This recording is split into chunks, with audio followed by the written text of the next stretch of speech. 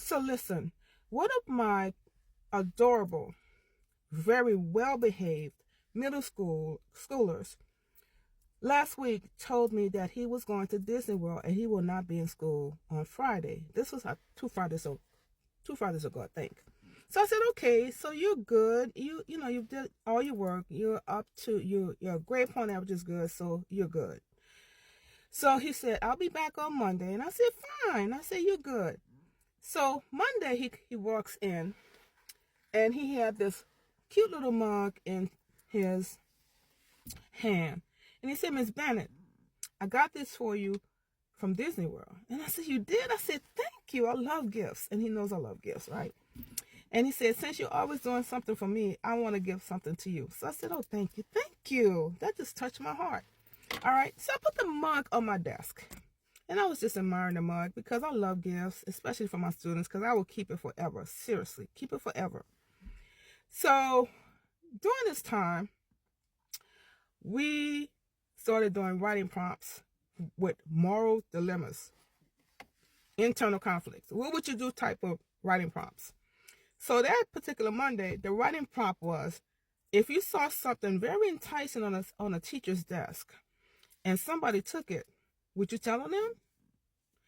And if you told them, why would you tell? And if you said no, why wouldn't you not tell? So after the writing prompts, I give them like 10 minutes to do it. And then after that, we have a discussion. So this was a particularly good discussion because mostly everybody said they would tell.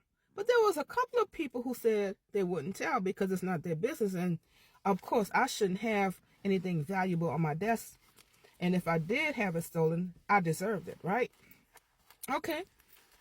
So let's fast forward to dismissal. During dismissal, I'm just admiring my mug and I'm trying to decide whether I should put it in my purse to take it home or should I leave it on my desk. Because I like the way it looked and it reminded me of my student, and also it made me happy and I needed something to focus on to make me happy. Teachers, you know. So I go to my cabinet to give my kids snacks. And when I sit down, I look at my mug again. I said, maybe I should take it home and drink some of my tea. And then I decide, no, I'm going to leave it here. So when the second load of kids for the buses are dismissed and they go, I look at my desk and my mug was gone. I said, oh no, I know somebody did not take my mug. And I was really mad about that. So I look around, of course. I thought maybe I put it in my purse and I forgot. I don't forget too much. I looked in my teacher bag and it wasn't there. I know I didn't put it in there. And then I also looked under my desk, which I don't know why I did that. It wasn't there. It was not anywhere. So I was very mad about this. In fact, I was so mad about it, I couldn't even sleep that night. So I got up early the next morning, and I looked again because I want to make sure that before I said something, that it wasn't something that I forgot where I put it.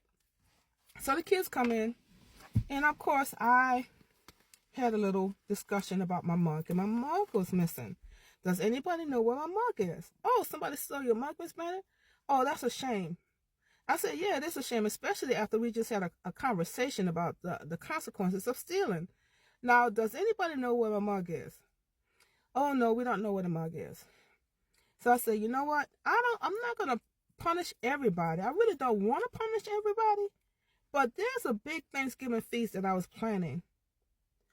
And until my mug appears, you will not see any Thanksgiving feast. I also bought a slushy machine. Thank you, Ninja. I got a slushy machine. I love it very much. And I was going to have slushy Fridays. But I did not, and I could not have a slushy Friday if my mug was missing.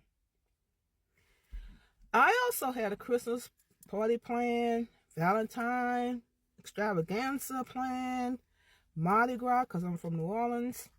I had that planned. I had a end of the school year party planned. I had a lot of stuff planned.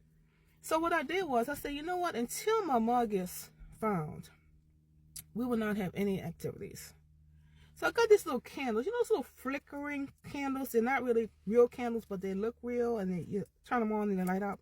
Yeah, that's what I did. I lit each one of those candles. I turned them on, and I put on each candle the things that they will not get until my mug appeared. Yes, and I made a song for it too. And I'm not going to sing for you because I can't sing. But yes, I did do it. And I kept them on. I kept them on my computer so they can see it. I removed everything that made their lives convenient. Every pencil dispenser. I had a nice little pencil dispenser where all I had to do is push the little lever down and it comes out.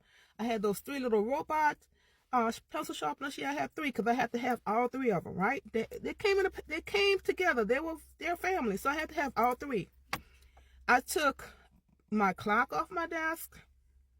I had tons of things I had candy on my desk, candy jar where you can get candy. I took all that off my desk because I want my mug. And out of the whole 30 years I've been teaching, nobody has ever stolen anything from me. This is the first. So nobody was budging. This is day 1. Day 2, I decided to go to the SRO at school and have her speak to my class. I told her what happened.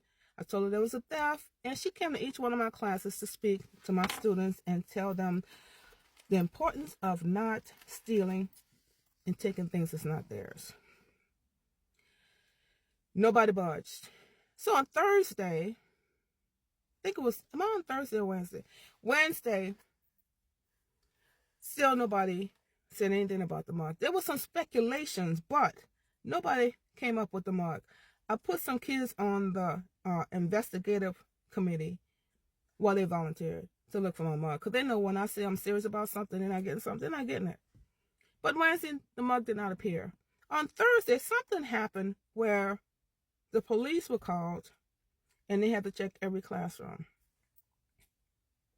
They thought that I actually called the police for them because my mug is missing. When I tell you those kids were upset and they were trying to explain everything, but they don't know anything. They didn't know anything, but they tried to explain. They tried to point the finger at each other because they thought I had pressed charges because of a mug, and I did not.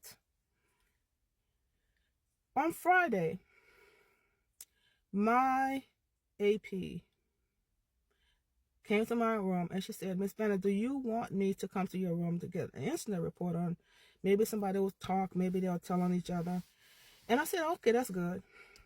So as she walks out the door, my 3rd period class is coming to class, and all of a sudden I hear, "Miss Bennett, I found your mug." "You did? Where was it?" It was in my peer's book bag. He stole it." I said, "No, he didn't steal it. This is a kid that does not steal. He's too scared of his mama to steal anything. Where did you find that mug? Did you put it in his book bag?" "No, I just found it. I just happened to look in his book bag." "Why are you in his book bag, though?" And then he didn't say that he was glad that he found the mug. He asked me, "Do I get the $25 reward?" I said, "No, because I did offer a $25 reward. You're not getting a $25 reward because whoever put that in there, it's framing him knowing that he will never steal." Okay. So we had a mock trial. I did. It was a teachable moment. I had a mock trial because somebody in that class put that in his bag to frame him. I don't know who took the mug,